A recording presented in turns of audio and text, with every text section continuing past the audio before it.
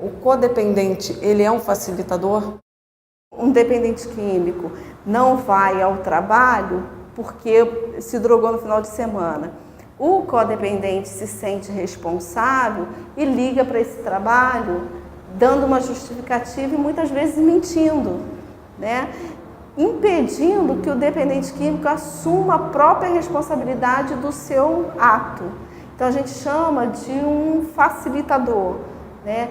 Acreditando que está cuidando e está protegendo, ele está facilitando.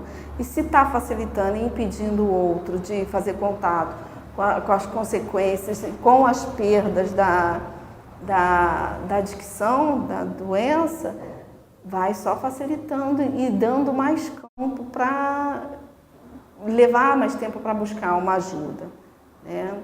E de alguma forma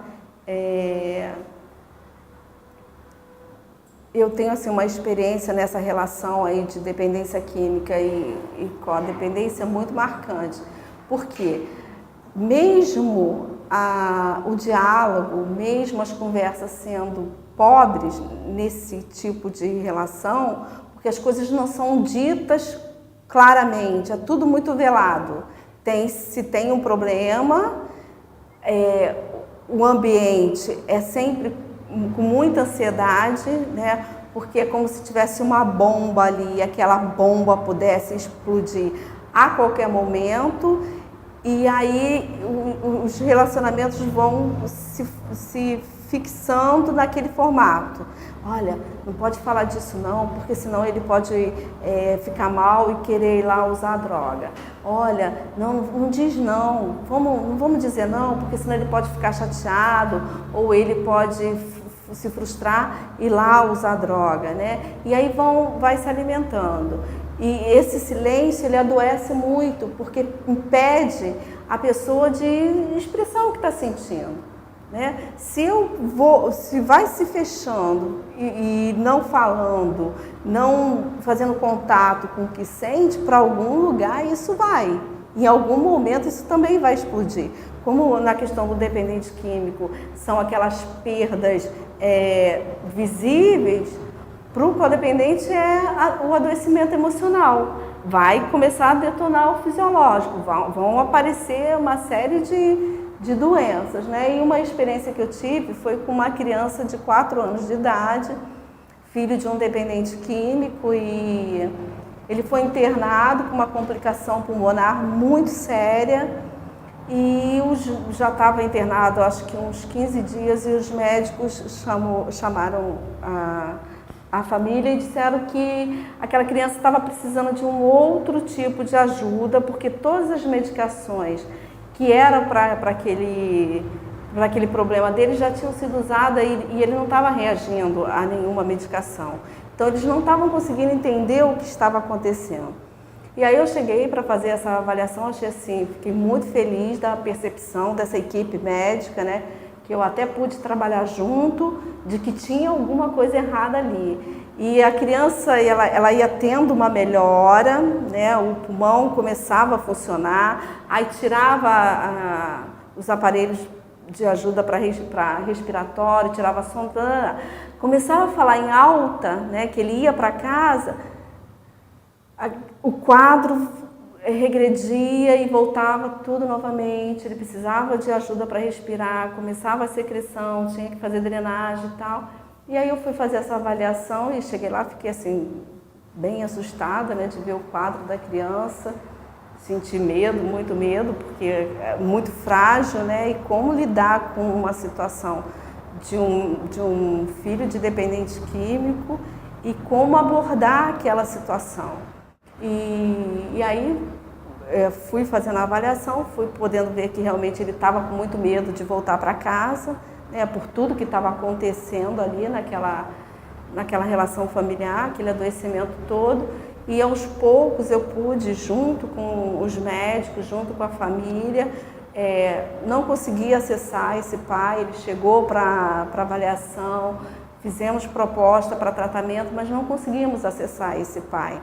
Né? Ele não achou que ainda tinha mais vela para queimar e que é lógico que a gente não pôde confrontar naquela situação não dava para dizer, olha, se você realmente não parar de se drogar, os problemas familiares, e seu filho está aí dizendo que não está aguentando mais.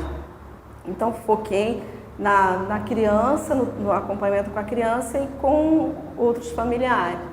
E aos poucos eu pude ir trabalhando com ele uma reorganização que foi assim para mim incrível, uma experiência marcante, que ele tinha um álbum de figurinha e o álbum de figurinha dele estava todo bagunçado. Ele era muito pequeno, então ele ganhava as figurinhas e ele ia colando em qualquer lugar. Tinha figurinha repetida, ele colava lá, aí eu comecei a olhar aquilo e falei para ele, vamos organizar isso aqui? Vamos ver como é que a gente pode organizar isso aqui? Você vai me ajudar a organizar? Eu falei, a gente pode tentar ir organizando isso aqui e ver se pode ficar melhor, né? E através daquela organização, eu levava as figurinhas e a gente ia ajeitando, e ele foi... E outras atividades também, né, que a gente usa para trabalhar com criança, né, utiliza para trabalhar com criança.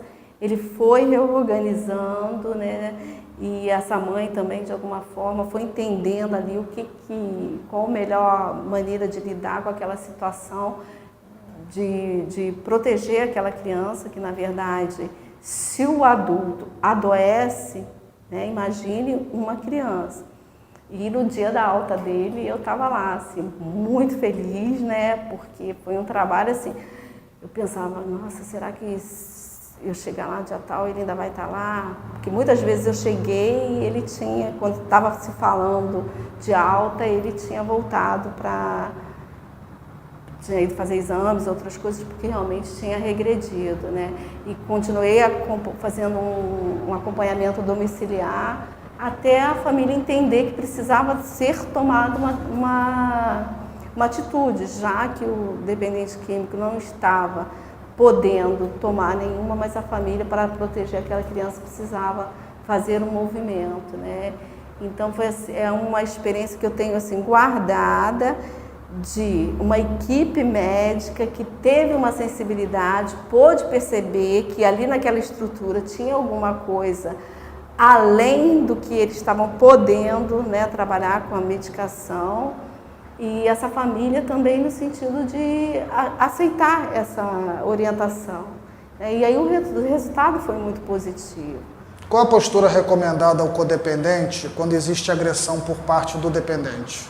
O que a gente orienta é o seguinte, evite o primeiro confronto, evite o primeiro atrito.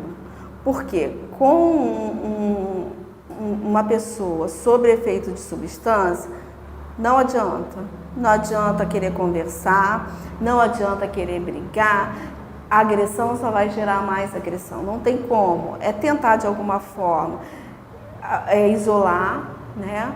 E quando passar o efeito, sim, tentar a possibilidade de alguma conversa, algum contato. Agora, sobre o efeito, não adianta, não acessa.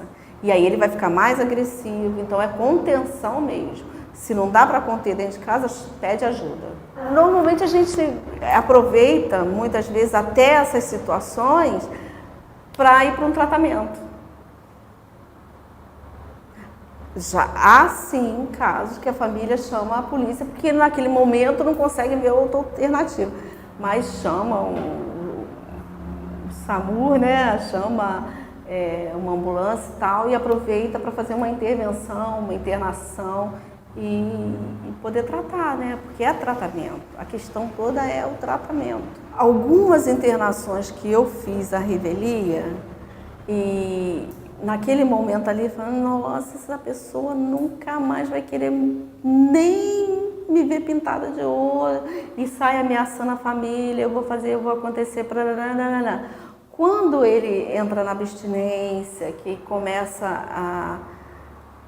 a ficar limpo, a organizar o pensamento, é o contrário.